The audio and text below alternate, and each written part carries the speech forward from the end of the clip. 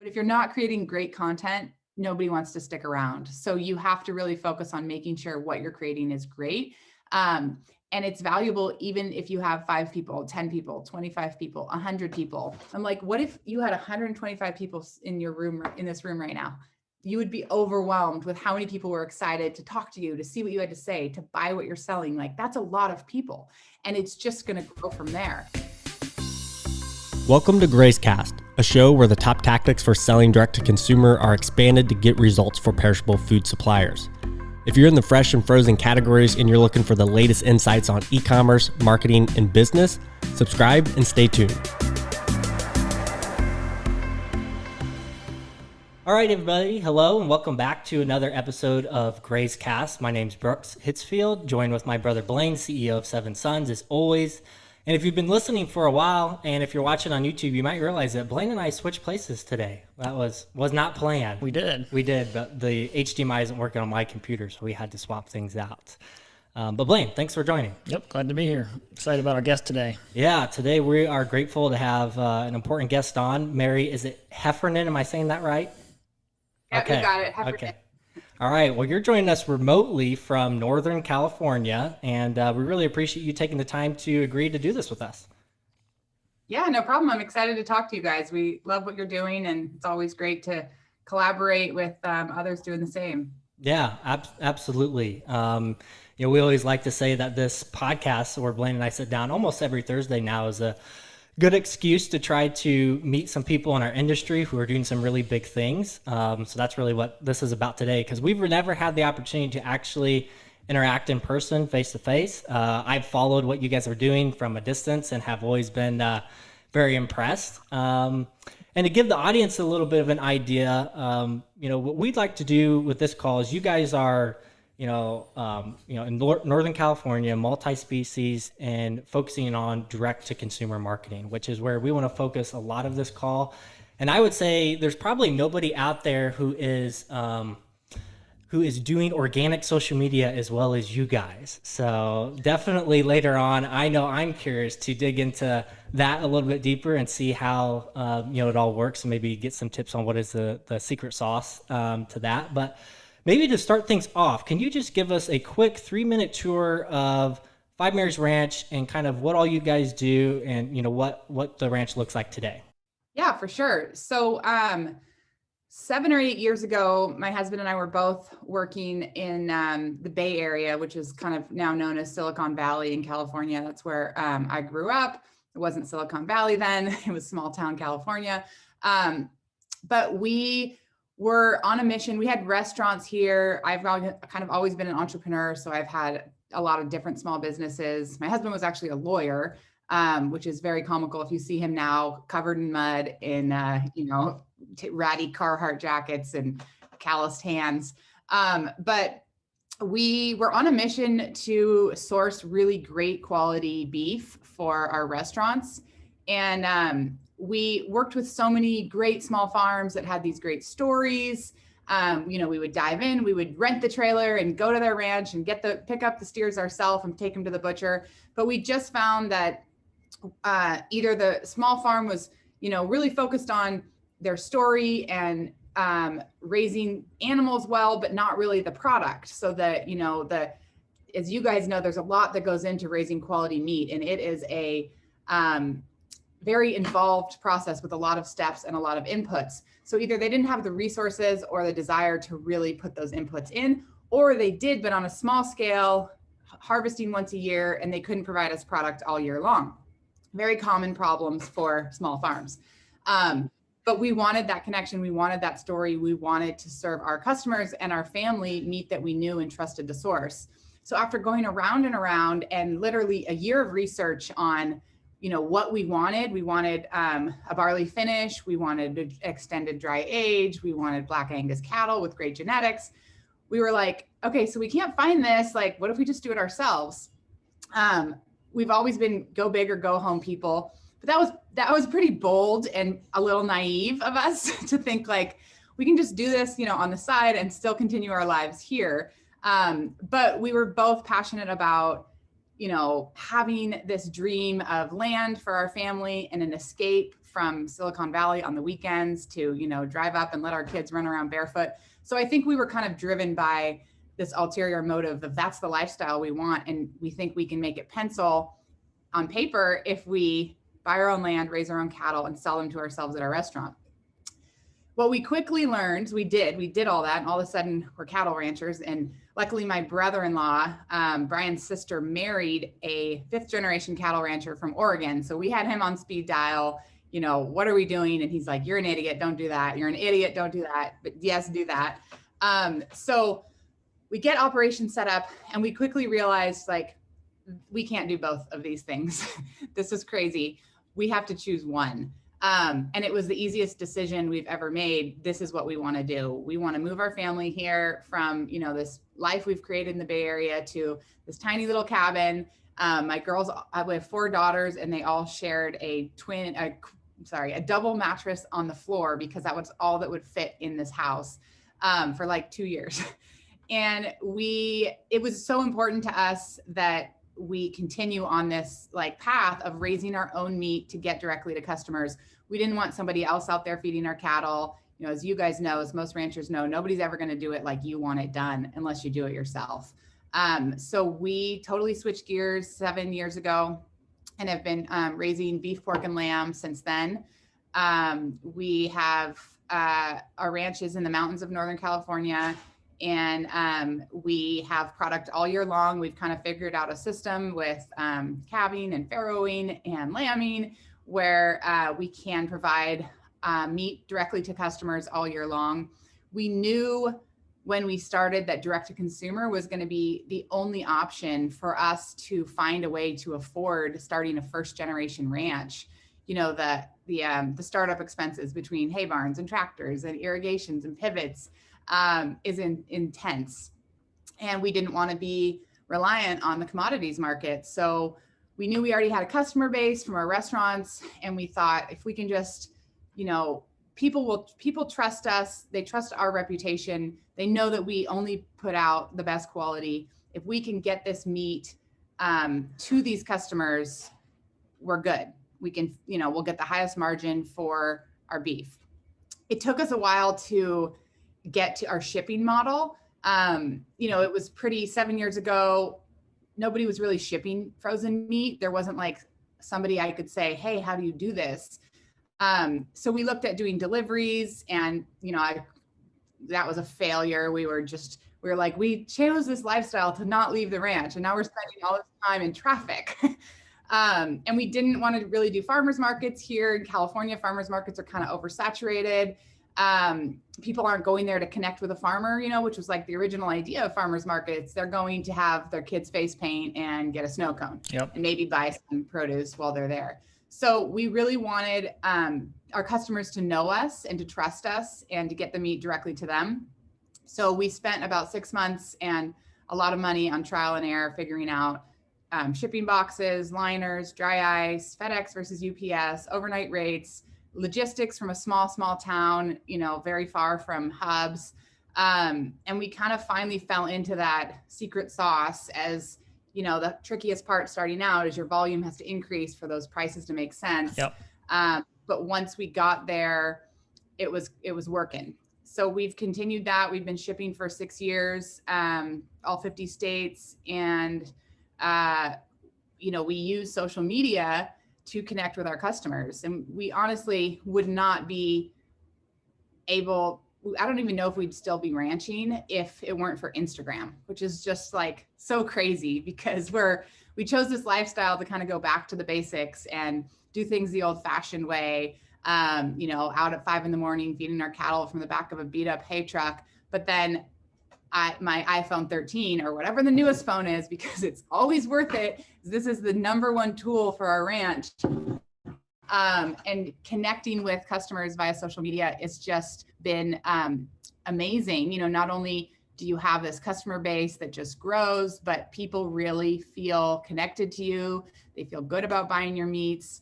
And it provides that total transparency that you can't get on a website. The best marketing or branding team sitting in a boardroom somewhere can tell the story on a website, but that trust from the everyday getting to know you is really invaluable. That combination, Mary, because that's the downfall to shipping, is you're not seeing your customer face to face, but you guys have used Instagram to fill that gap and fill it well. We've similarly used YouTube and virtual farm tours as a way and to interact with our customers. So there's different ways of doing it. We can definitely see that Instagram is one of the best ways.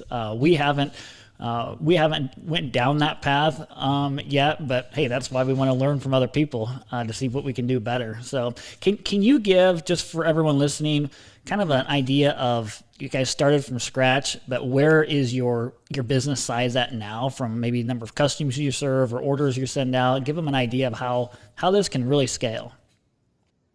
So, when we started, and that's what I, teach in my course, is like, you just start small, start with one customer. And social media can also be intimidating, because you're like, how am I ever going to get so big as, these other people I see on social media? One customer at a time. That's all you need. When we started, we had this really sweet older FedEx driver, Gordon, who would come with his truck. And at the time, we had a converted shipping container as a freezer and another shipping container for my boxes. And I would, was outside on a table, having to go to the house to print labels and coming back and putting it all together. And I would send 5 to 10 boxes, and Gordon would come pick them up, and he'd be like, patting him on the back, like, good job. Like, look at this. You're sending 10 boxes today. I'm so proud of you. And I'm like, well, thanks, Gordon. But, I'm going to ship 100 boxes soon. And he's like, oh, that's so cute. Like, nobody really does that here. Like, it's probably not going to happen, but I like that you have dreams. And now, we're shipping 300 to 500 boxes a day, 3 days a week. And Gordon retired. But by the end, every time he would pick up, he would just look at me like, you did it. You really did it. So we now, I think we're at 50,000 customers. We ship about, I always have to check my math when I write this down. So, we're harvesting 40 steers, about 40 hogs, and 30 to 40 lamb a month. So putting in boxes, like last week, we shipped 15,000 pounds of meat to our regular, farm club customers. So our monthly subscription box customers. We have over 1,000 monthly subscription box customers, and it's flexible. So usually not everybody gets a box every month, but we'll ship like 600 of those regular orders, and then restock orders kind of happen all month long. So it's definitely, grown. We're kind of at the point now where we can't grow much bigger on our ranch, and we don't have really aspirations to get a bigger ranch or have another ranch. Employees are the hardest part of this business. We have one ranch hand, and my husband does everything, including last night he was fixing the water heater at the restaurant and meeting the propane guy at the our new meat plant. Like, he really is a machine. I'm so thankful for him, because he keeps the wheels on the bus and does it all. And to him, quality is number one, and the utmost care for our animals. There's no shortcuts. And so it's hard to find anybody who can do that as well. So we're at a place where we have, the right number of animals on our ranch, and that's kind of what we want to harvest every month. Like most of us in these past 2 years, demand has been soaring, but logistics have been becoming more and more impossible. Not only costs, but just getting the barley, getting the hay. Yeah. And then harvesting is kind of all of our Achilles heel, right? So the USDA slaughterhouses and cut and wrap facilities, there just aren't enough of them. And if, even when they are, you still have to look at quality. Like, you've worked so hard to raise this animal, and you hand it over. Don't ruin it. Yeah, don't butcher it. don't let the butcher it. So that to us has always been the biggest struggle, and it's out of our control. And you just get a call the night before you're about to ship 40 steers to the processor, and you've got the brand inspector there, and your trucker's lined up, and they call like, nope, we can't take them, and there's nothing you can do. So we realized that early on, and realized that probably having our own USDA harvest facility was the direction we were going to have to go. So we've been researching and planning and crunching numbers for 5 years. We've had 3 different sites and plans that we didn't pull the trigger on because something didn't feel right, or it was too expensive, or we didn't want to deal with employees that weren't under, close to home. And we finally, Monday, turned the lights on our own USDA cut and wrap facility. And we're working on a mobile harvest. So we realized we couldn't control 90% of it to our standards and then leave the other 10%. But getting that 10% done has been probably one of the biggest undertakings we've ever dealt with, between USDA regulations, California regulations, which is not easy. Our water board, our everything in California, they find a way to make it a little bit difficult. And then just building and design and engineering and, getting the steel and getting the doors, and in a time when all these things are so difficult that, plywood was up, 700% or something. So we are really proud to finally have that kind of last step getting worked into our whole system, so that, the animals don't leave our ranch. And we know for sure we can get that meat to our customers, because raising it to finish and then not being able to harvest it is just heartbreaking. Yeah, especially when you have customers waiting on it. So you've done the work. It's just this middle part you're trying to get. Well, congrats on that. That's a huge undertaking. Do you guys feel like your business is the right size for that? So you mentioned you're not sure what growth plans look like. Do you feel like you need to grow because of that extra infrastructure and overhead now, or do you plan to offer custom processing to help, with that economies of scale of an investment like that? Yeah, our plan has always been to do 50% of our own and 50% custom for other farms and ranches. We hope to do the local fair kids animals, because that's always a struggle, and talk about heartbreaking to see the kids animals not be harvested properly. So we will do custom processing for local farms and ranches, which is really exciting, especially, we have this M5 entrepreneurs course and group that we've really built a tight-knit community. So we're offering it to those local farms and ranches first. And, we've all had those challenges where, like, processor doesn't understand why you want your logo to look good on your label. They're like, oh, it's fine, it's on there. You're like, no, it needs to be bigger, it needs to be more prominent. Can we move this? They're like, what? No, we don't have time for that. So we're really going to be focused on quality cuts, quality packaging, a cut list that's designed for direct to consumer operations. And most of what we do, we expect will probably be USDA for other farms and ranches who are doing direct to consumer. If I could ask, Mary, so you said that there's one farmhand that helps out, but then what about for some of the other businesses, processing and your fulfillment to get all those orders out the door? What does the team kind of look like in other parts of your guys' business ecosystem? So when I was doing this little shipping operation from a table with a lean-to by our garage, our shop, my husband came down one day and I was almost in tears, because it had started raining and everything was getting wet, and I had like 40 orders to get out that day. And I just looked at him like, this isn't working. We need a new solution. And it's one of those things where you should plan for these things, but you don't want to jinx yourself and plan for that kind of growth. Yeah. So it was like, no, we need a solution like by next week. So we looked at, all right, we'll pull out everything out of our workshop, his kind of tool ATV shop. We'll make this your shipping shop. And then we ran into some well, that's not going to work. So this, and so we walked downtown for lunch, and there was a little building for sale. Prices are pretty reasonable in our small town, luckily. And we thought, well, this makes a lot more sense. This is cheaper than we could build something on the ranch. It's vacant. It just needs some gross old carpet pulled out, and we could start operations quickly. So we opened Five Mary's Farm Store in our downtown, and moved shipping operations there. Bought the nice walk-in or reach-in freezers, built a walk-in, have a dock in the back for UPS. So that was a big transition for us to start actually shipping. And in the beginning, I had one girl helping me part-time, and then full-time, and then 2 girls. And now I think there's 6 girls I have full-time in the shop. We've, we always snowball and did more projects. So we started this M5 Ranch School, like a digital learning platform when a year ago when kids were in and out of school to bring like ranch life to kids. So I hired 2 educators to help me launch that. And one of them's still on kind of helping us with some other projects. But it's kind of nice because we're all in this shop together and everybody knows they are team players and multi-purpose.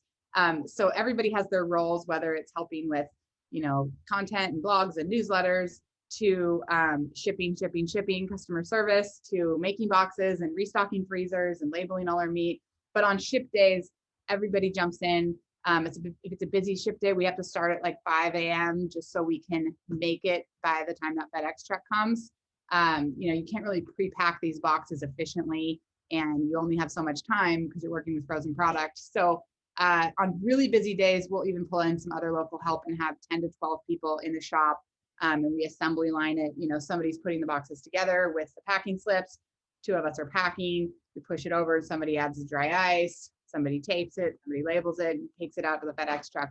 So it does take a team of probably average of 8 to 10 to get the shipping done on those days.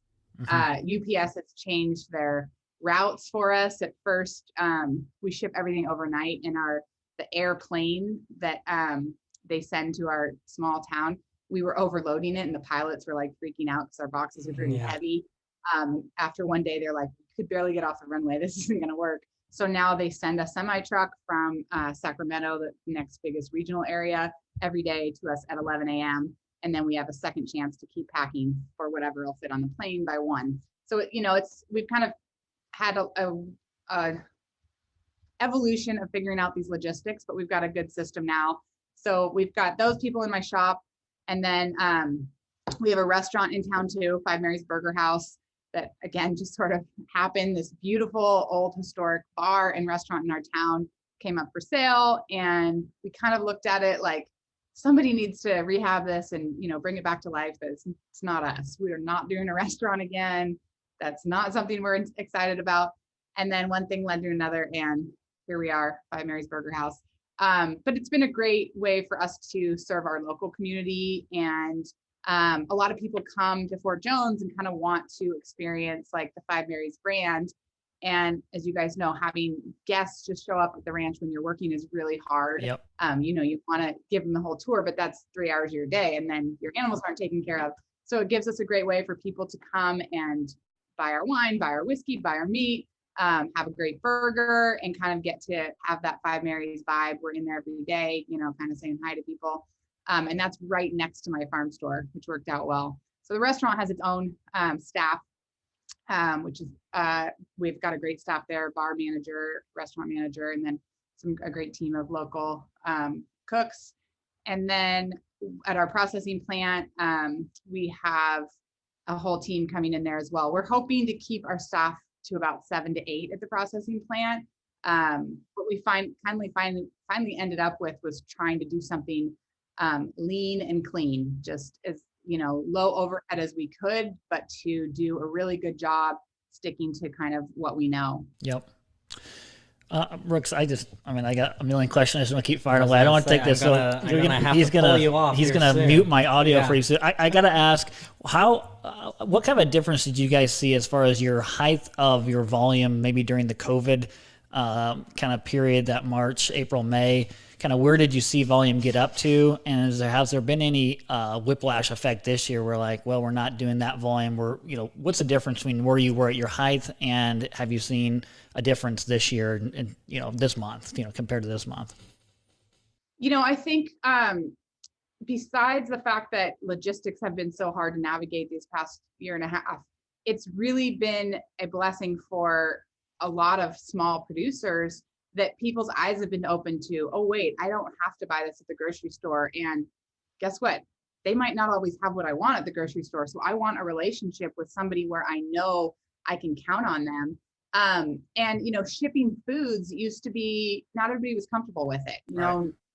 You're shipping it frozen. What if it's rotten when it gets here? Or like, how does that work?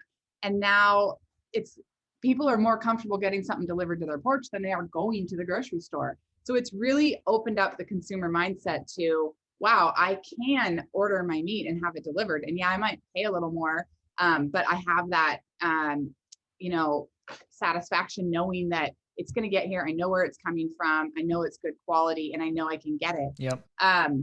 So we saw a huge surge, obviously, in kind of end of March, April, May.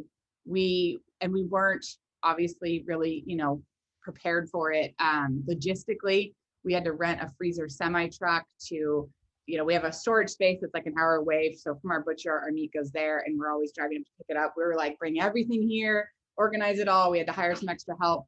And for a little while there, when people were worried about the so-called meat shortage, which was really just, you know, supply chain issues, it got a little bit crazy. Like we would sell out in a half hour. And then I remember one time we restocked meat, and it was like 7:00 at night by the time we got our inventory figured out. And we had 4 of us all there on laptops, updating at the same time, pushed it out at the same time. And within 16 minutes, we sold out of 20,000 pounds of meat, and people were crying. And we didn't even realize it had never been an issue that if you put something in your cart, by the time you check out, if that has sold, it just drops out of your cart. Yep. And we were kind of like, oh, that's weird. You know, our customers were like, how does it do that? But we realized like only concert tickets do that. You know, it's not a normal thing for an e-commerce site to hold an item once it's in a cart. Yep.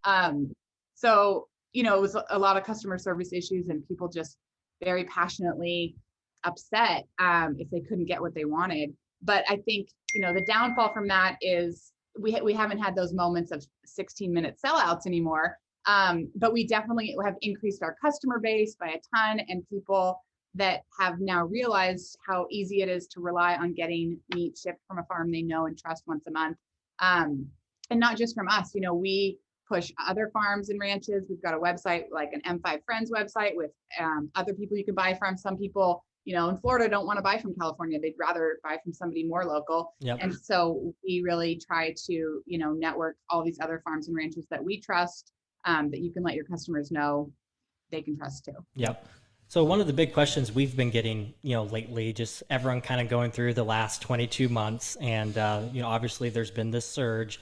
You know, we're getting a lot of questions about, okay, hey, what are some strategies we can do to retain a lot of this exposure? You know, people have email lists that have grown quite a bit, social media followings that have grown. Is there anything specific that you guys are trying to think about or implement, or any strategies to try to retain, again, just some of the growth that you've seen through the last 20 months? So I think there are a lot of strategies for this, for customer retention, between, you know, loyalty programs and there's a lot of kind of, I wouldn't call them gimmicks, but like things that you can do to retain customers. But for us, our strategy has always just been very kind of homespun, and just finding that connection. And by sharing on social media our everyday lives, our kids' lives, our animals' lives, working in a little bit of education. I teach in my course that I think the 3 main things that you need to focus on in social media are to educate, to entertain, and to inspire. And so if your content is giving that to people, they want more of it, and they want to be a part of what you're doing, and they want to buy what you're selling. So our strategy is more, you know, we're so happy you're here. Welcome to our world. Come on in. And if they want to stay and buy what we're selling, they're our people. And if we're not for them, they'll find somebody else who is. But at least they know that finding that connection with the farmer is possible. So tell us more about, it's kind of in the same lane, the I think you call it the Farm Club program, your guys' subscription program. How did that come about, and have you guys been really happy with how that's been received from your customer base? Yeah, when we first launched our e-commerce website, it was just myself up on shaky internet in, you know, with a plug in this little room in a house that we hadn't restored yet. And I launched that Farm Club when we launched our e-commerce website, knowing that there were some people who wanted that, you know, to feel like VIPs, to feel like members, to know that they were always going to get first dibs. And the subscription model is great because you can count on that income beginning of the month. And you know that that's always going to be there. Whereas, you know, we joke if we go on vacation, we don't sell meat. Like if I'm not actively pushing it through, subtle hints in Instagram, you can't be too salesy, but like subtly selling through Instagram, our newsletter channels, we do text messages to our customers. When we're not pushing, orders trickle in, but I have to really push to make those sales happen, and to sell the volume that we need to sell. So the Farm Club is great because it's that guaranteed, it's kind of on autopilot, and people appreciate it. It's you want to keep them in that routine of ordering from you, not just a novelty they order once, but here it shows up on your door, it's in your freezer. Whenever that freezer runs low, we'll send you another one. And I think we've been happy with it. Honestly, I think we price per cut, we always make sure to over deliver in those boxes so that people are open it. When I'm packing that box, I'm thinking, I want this person to open this and be like, awesome. I don't want them to be like, oh, that's all I got. So we tend to overpack in those boxes. So I know that if we sold by the cut, our dollar value would be higher, without doing these member subscription boxes. But then, you either get stuck with extra inventory or you're working a lot harder to sell it. And those customers are so loyal and they so appreciate that they're telling their friends, or they're, having friends over for dinner and, oh, this is in our subscription box. And word of mouth is still, the original social media. It's the best way to get new customers. So I think it's 100% worth it. What percentage of your orders that ship out each week would be Farm Club subscription versus, a la carte e-commerce? So we ship all our Farm Club the first week of the month. And so the last week of the month, we kind of take most of our inventory offline because we want to save all of our specialty cuts for those customers. And then we take inventory of what's left after we ship them, and restock for customers to order by the cut. So I would say probably 30 to maybe 35% of our sales are those Farm Club customers now. Okay. And do you see cancel rates or churn rates? Do you monitor that? Because we're curious. We're just now dabbling in subscriptions. It's like I think we can get a lot of people to opt in, but do people stay with the subscription model? We try to make it as flexible as possible so they can skip every month. They can say, send my box as a gift this month to my boss or my grandma. And they know that they could cancel at any time, but we also provide a lot of perks for them. Like we'll do, 10 pounds of ground beef instead of $99, they can add it to their box for $79. Or if we get new products, prime ribs, beef tenderloins, kind of the specialty stuff, they get first dibs. So we kind of provide some incentives so that they know they want to stay in it. Yep. And we don't always have it open. We only open for new members at certain times of the year. So they kind of know if they drop out, they might not be able to get back in. And I think especially, the pandemic has shown people like, I want to make sure I have that direct line in case I need it. So I don't spend a lot of time looking at retention rates and, if I were a better business person, I probably would, but Brian and I's model has kind of always just been like steamroller ahead, try to do the best we can. Whereas, looking behind you and seeing what stats are working and what aren't is really valuable. We kind of tend to spend our time just steamrolling ahead. Yep. So I'm not sure what percentage are quitting, but my benchmark is how many are active members now. Yep. So if we're getting new ones, replacing those ones, then that's. Are you happy with the growth that you guys have seen from that? And are you, do you feel confident that that's a big part of your future? Yeah, I think, it's like I said, it's great to have that guaranteed sales and income. And I think there's some potential if, the world continues to go as it has been, or as things are expected to go the next 6 months, it could be that you go to a Farm Club only model, where you only have a certain number of people and all of your meat gets put in those people's boxes. And from there, you might sell ground beef or dog food line or something like that. But it certainly would simplify things. But I think it's really nice to be able to offer by the cut too for those people who want specialty cuts, or just want to try it, or just like get them you don't want to say, well, you have to commit to be a subscriber or else you don't get any. And like I said, it's, by the cut. If I'm going to sell a box of 12 ribeyes and 3 tomahawks to guys who are having a, golf weekend, great. They're paying a lot more per steak than when I put them in a subscription box. So I like to have the combination of both. Yep. But I like that connection and loyalty that we have with our subscription members. I think you hit on something there. It's the combination of both is kind of the direction we're thinking, because if you're a first-time customer, it's just a bigger ask to say sign up for something versus I can just put in an order, see how I like it, and then later I could subscribe to it. So that's kind of the direction that we're definitely taking on our end too. So kind of the best of both worlds. The trick is not having clunky technology and making it all work well and not confusing customers. So we've put a lot of time and effort into that lately, building systems that just make it very smooth to ascend into a subscription model. So yeah, that's so important. It is kind of the hardest part. Yeah. Mm-hmm. So I'm sure we could go deep into, we kind of geek out on e-commerce stuff, so we could go deep into that for quite a while. But I want to segue over to your guys' social media presence. And I checked before the call, I think you're up to 207,000 followers on Instagram. Is that right? Last time I checked, it was 85,000. Of course, I don't get on social media very often. That's great. That's great. Cool. Well, was that something that you guys kind of thought would be a strategy early on, or has that growth taken you by surprise?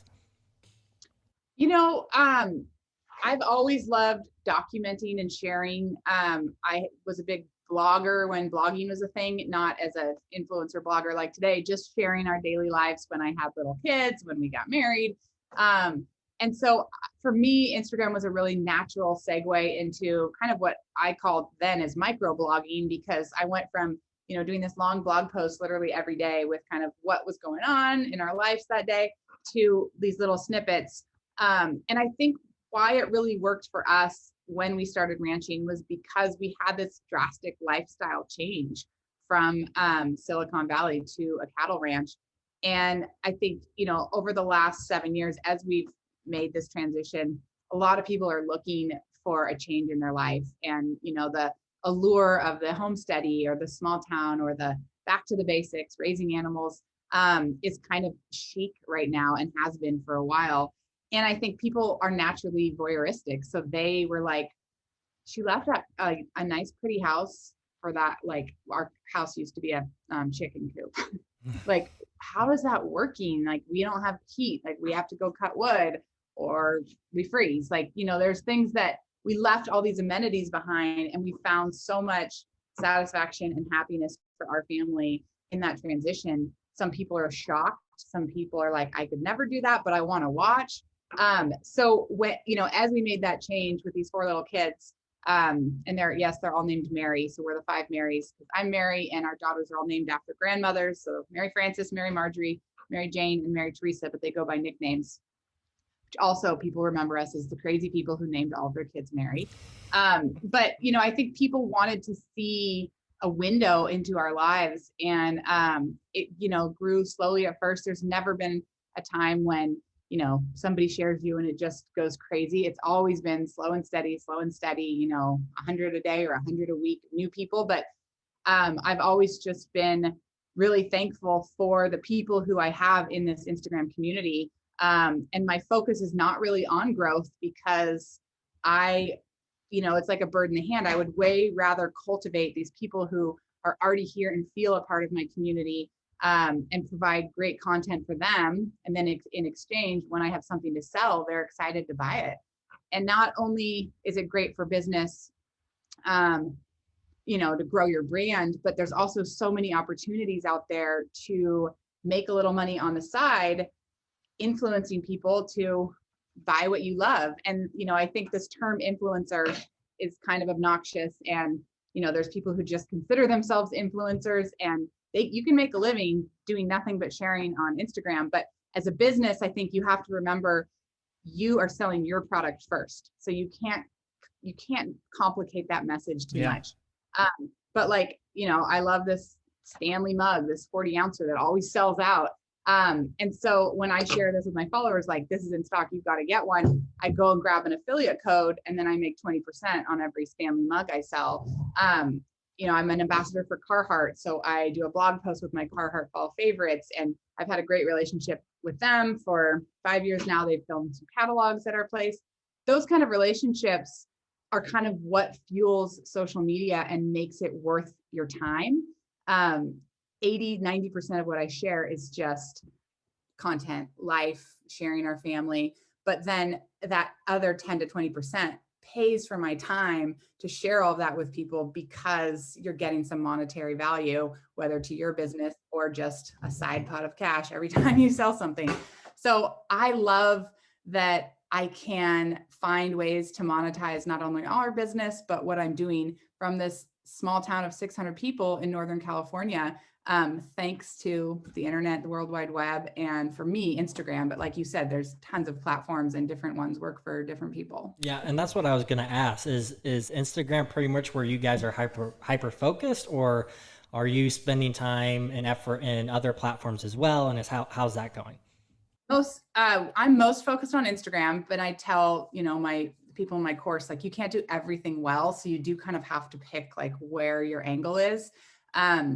But secondary would be kind of my website blog, where I'll drive traffic for posts with links, content, recipes.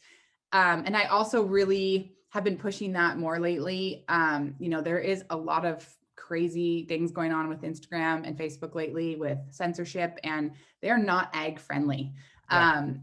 You can't sell meat products. It's a violation of their terms.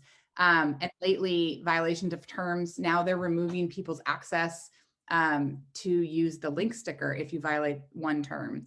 And then if you violate a second term, you aren't allowed to share. So it's a little nerve-wracking and scary to kind of have all of your eggs in a platform basket that you don't control.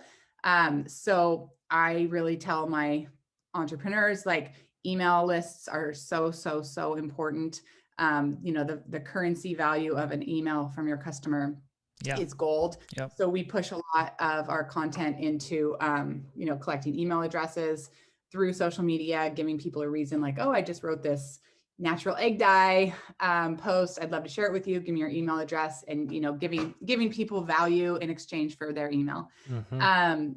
And then we also use the texting platform kind of for our insiders, we call them, which works great. I mean, getting the open rates on emails, getting people to look at emails, not unsubscribe or feel spammy. We've had a ton of success with our text platform, where people just really feel that connection. And it's amazing. The click rate on texts is like 40%. It's like a 90% open rate and a 40% click rate, which on an email, you're lucky to get, 2, 3, 4, 5%. So we focus really on our connection with our customers there. But, I say Instagram's the cocktail party, where you get to meet everyone and see who you would connect with. And then, who you invite to lunch from that cocktail party. Those are your customers who are going to stay on your email list, go to your blog and read your content, or let you text them. We have a YouTube channel. We kind of just try to have some content on there if people want to watch that. My 9-year-old started a YouTube channel, which I think she has more followers than I do. And then we obviously cross post to Facebook. But our main audience, I really feel, is on Instagram. So what is your cadence around the publishing on those platforms? So how many Instagram posts per day, per week, and then how many emails and text messages per week? And is there a cadence that you kind of get around? Yeah, we try to send one email a week, but if it's a week where we don't have a special to push or something, we skip a week. I think it's more important to have great content and, mild consistency rather than just sending an email to send an email. And then texting whenever we have a big announcement. So sometimes it'll be twice a week, sometimes it'll be twice a month. It just kind of depends on what's going on. And then my Instagram, so I've kind of consistently been doing Instagram stories since they were a thing.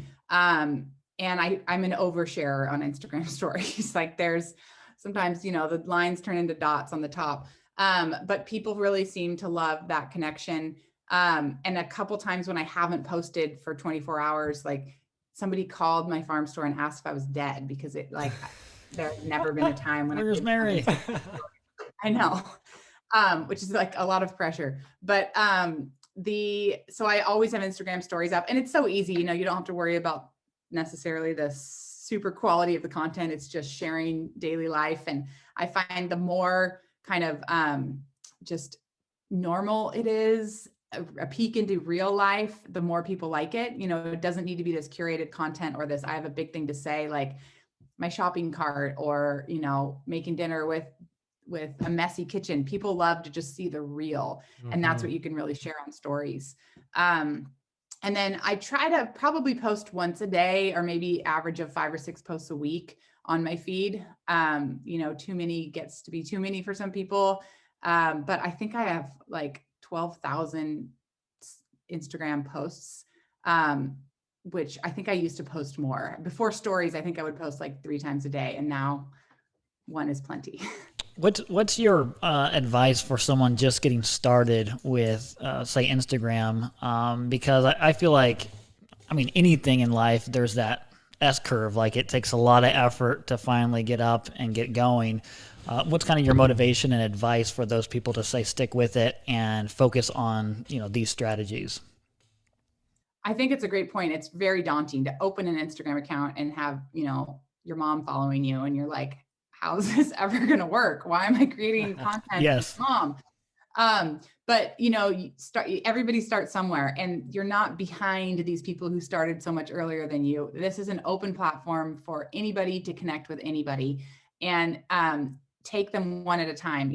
Tell your friends what you're doing. They'll probably tell their friends. But if you're not creating great content, nobody wants to stick around. So you have to really focus on making sure what you're creating is great. And it's valuable even if you have 5 people, 10 people, 25 people, 100 people. I like to tell my entrepreneurs, like, you have 125 followers, they'd be like, oh my gosh, I have, like, how am I ever going to grow from 125 people? I'm like, what if you had 125 people in your room, in this room right now? You would be overwhelmed with how many people were excited to talk to you, to see what you had to say, to buy what you're selling. Like, that's a lot of people. Yep. And it's just going to grow from there. So I think you can't compare yourself to other accounts or other numbers.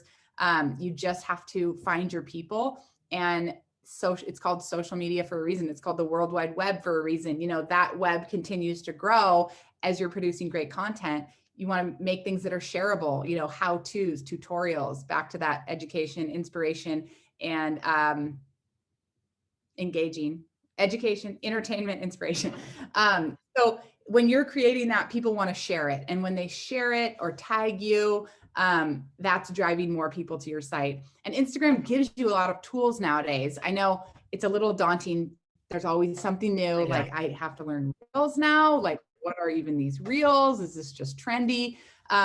But you have to play the Instagram game, or you don't have to, but if you play the Instagram game by using their new features, that just helps you grow, because in this algorithm that everybody thinks is evil is actually there to help you and to find your people. You don't care about somebody who lives, on the other side of the world, who's not interested in what you're doing and is never going to buy your product or support you. You're interested in finding your people. So by creating that niche content, you're going to find them. It takes time. So, and I know with anything, if you want to do it well, at some point you just got to put in the work to do it. But, a post, close to a page post, you're saying 5 or 6 a week.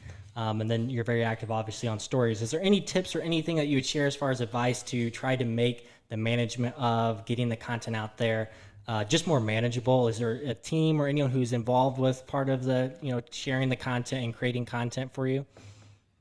No, I'm really passionate about, like, this is my story and my brand, and I have to be the one creating the content. And, I do all my own DMs and comments. And I think that's so important, like, that people aren't going to connect to a brand as much as they're going to connect to a person. So I always tell people, your face has to be in your bio, in your profile. The last 12 photos on your Instagram is kind of like your billboard. When they come to your profile, if your face isn't in these pictures, they're like, well, what's this account? I don't know. Yep. Food. Like, they want to see you. And you don't need makeup. You don't need a professional photography shoot. People are way more connected to a selfie that I just take right here and say what I'm thinking than they are to a styled professional photo shoot where it's like, oh, another person's professional photos posted on social media. Great. I see these all the time. So just being real and sharing what's happening that day. I don't do any content in advance because I want people to connect with what's happening right now. And they see that, especially when you're sharing stories. Like, if I share a picture now of being out in a sunny field with beautiful wildflowers, they're like, it's cold and rainy where she is. Like that doesn't connect. But if I show a picture of like myself sopping wet and mud and chicken poop, like I just went out in the rain and I'm a mess, there's the connection. There's real life. That's what you're doing right now. And so I think you don't have to overthink it and think, oh my gosh, I have to do a post every day. The days are long. We're awake for a lot of hours as farmers and ranchers. Something's going to happen during that day where, what's that thing you call your mom? Like, guess what happened today? Like the pumpkins all fell off the roof and then the pigs came and ate them and I couldn't get them out. Something's going to happen during your day that's interesting, mildly interesting. People will find it more interesting than you think. Share that. Just share organically whatever's happening. And that I think is where you find an honest connection with people. Yep, that authenticity. Mm-hmm. Do you feel like, if I could interject here, do you feel like there is a life cycle to Instagram, for example? I mean, 10 years ago, Facebook, pretty much dominated, and now, obviously Instagram is kind of, taken over. What's next? Is Instagram, how long is Instagram going to be what it is? And are you looking, for the future of what could be next to engage with folks on?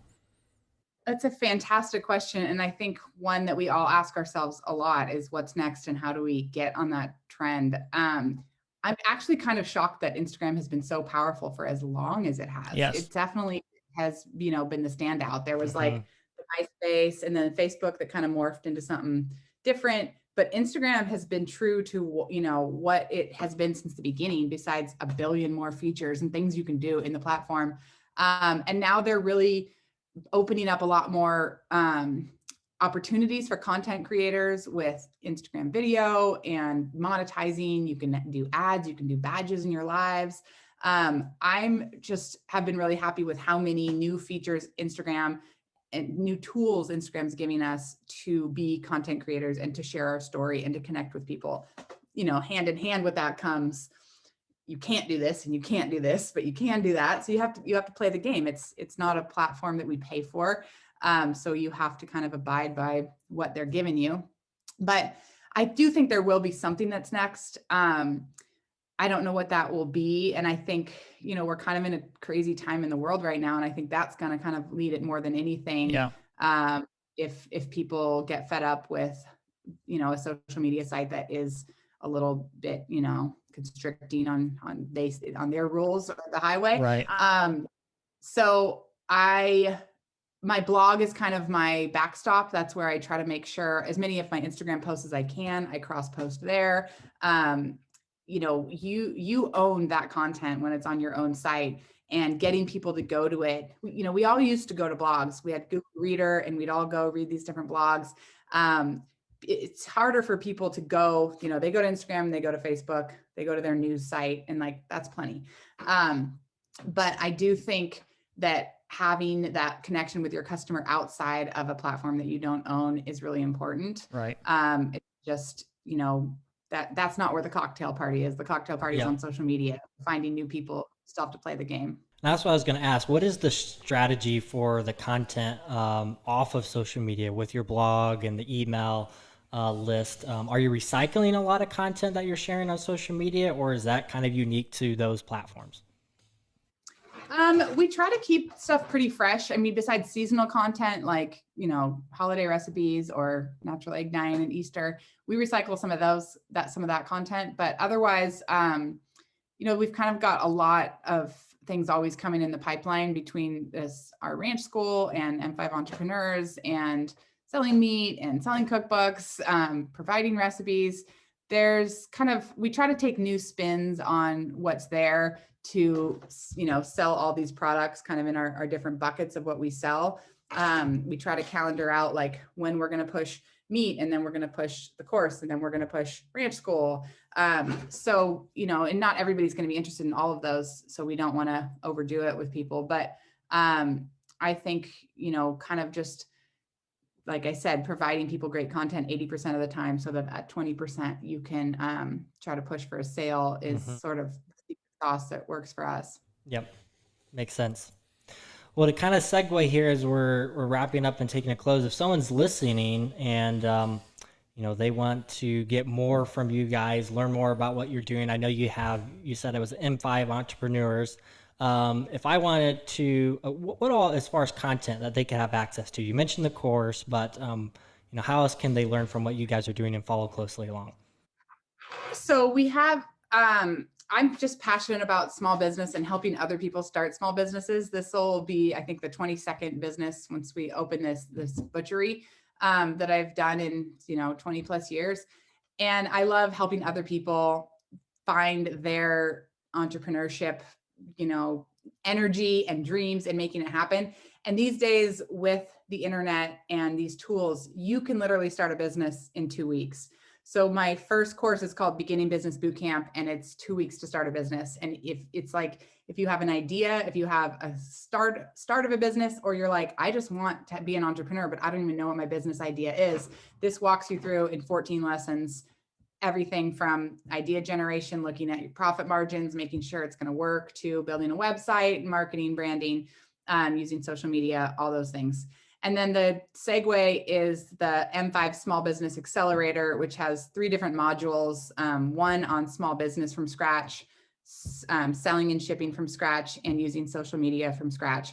And we call it that because I really believe in being scrappy. And if you're going to be successful in a small business, you got to do it all yourself and learn to do it all yourself. A, because you can't afford the startup cost to hire all these people. And B, they're not going to do it the way you want. Yep. And C, long-term, you need to be able to say, oh, I need to change this to my website. Let me go in and do it in 5 minutes. Not, I have to call the web guy. When's he going to be able to do this?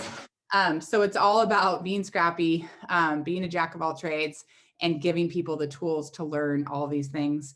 It's helped a lot that my husband was a lawyer. He still has his license, but doesn't practice, because he gives a lot of insight into employees and insurance and entity formation, and how to, cover your tail and make sure that your business isn't going to be your downfall. So we go into a lot of that. And then we have a mastermind each year that runs January through December, where each month we focus in small groups with speaker series on one area of your business and how to grow it. So that's kind of for people who are like at the next level, that really want to take their business and bump it up to the next level in terms of profit and success. Cool. We encourage everyone to check those resources out. Again, we were talking earlier before the call, we've run into former students from your guys' schools, and you can tell they really valued the experience. So Good. That's good to hear. yes. Brooks, I wanted to ask, what's the future then look like for you guys? Yeah, you mentioned processing, but what are some other irons in the fire that you guys are excited about? Or big opportunities that are... We've been saying for so many years, like our big dream is to open this processing facility. And now that we're opening, it's sort of like, okay, what's our next big dream gonna be? But I think, just continuing to share our story and to help others do the same. Like I said, our dream isn't to grow our business much bigger than it is. And so for us, we find so much satisfaction in helping other small farms and ranches do the same.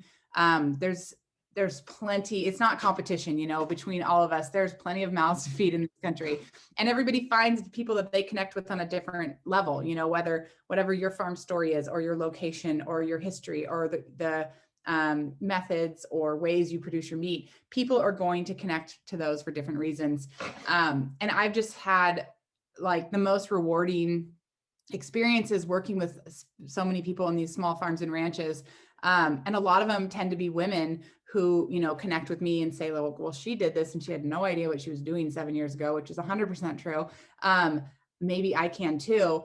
And they're seeing, farming is changing so much. And a lot of these small farms and ranches are running into huge succession issues because there's not that the growth for a farm is flatlined and a slave to the commodities. So, dairies and businesses are like, this has been in the family for 7 generations and I have 3 boys. There's no way these boys can come back to this farm and have any, any way to take this over, or selling farms. So seeing women like who've always been active in the family businesses, I think a lot of people get a bad rap, like the farm wife, she just cooks the meals for harvest and, does her thing, but really she's doing payroll.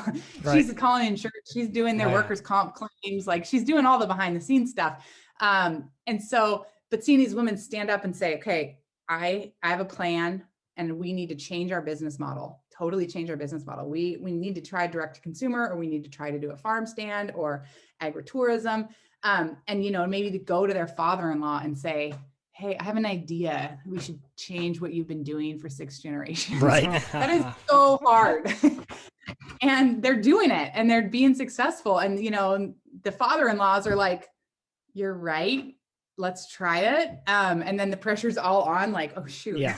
Because there's always, now I have to actually do this. So helping them actually do that is like nothing else. And seeing their success, it makes me as happy as my own success. So I am excited to focus more on our course and our entrepreneurs as we kind of grow into the future. That's cool. And that's cool that you have that community. That's so important for folks getting started. Yep. Well, it is. We have built an app that is right. It's like, this is our newest thing. It's right on the phone. It's an M5 Entrepreneurs app. And so you just click on that, type a question, and the interactions of just having that community at your fingertips. We all are so much better when we have a support system and people to ask questions or say, God, guess what happened today? This was terrible. Yes. So I'm pretty excited about that because it's made it a lot easier for us all to connect. Well, that's great. And if someone wants to go learn more about that, is it just straight to your website, or how can they get more information on the course and what you're doing there? Yeah, the course website is m5entrepreneurs.com. But if you go to 5marysfarms.com, there's a link at the top. My blog is mary.today, and there's a link to my mentor program. If you go to my Instagram, it's linked in bio. So if you find us on Instagram at 5marysfarms or go to 5marysfarms.com, you should be able to find where you're looking. And I'm always available on DM or email. It's just mary@5marys.com, FIVE. I'd love to help people or answer questions or whatever you need. Perfect. And we'll try to make it easy for you guys. We'll ask you for some of those links and push them down in the show notes or wherever this gets hosted. So, okay, that sounds great. Well, Mary, thank you so much for joining us. It's been an inspiration to hear more about what you guys have going on, and it's been great to finally be able to connect. So thanks for joining and share more with our audience. Yeah, it was great to talk to you guys. We love what you're doing too. Yep. Thank you, Mary. Thank you. All right. Bye.